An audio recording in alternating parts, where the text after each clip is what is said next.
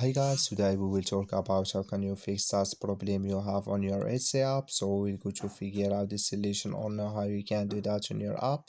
So all you have to do is you just go down, you click here on settings here. So then it's going to take you here in this list. Then all you have to do now, so just go down here and you click here on apps. So then it's going to take you here to apps list. Then you just go down here to looking for Etsy app. So you just keep going down here and you click here on your Etsy app here.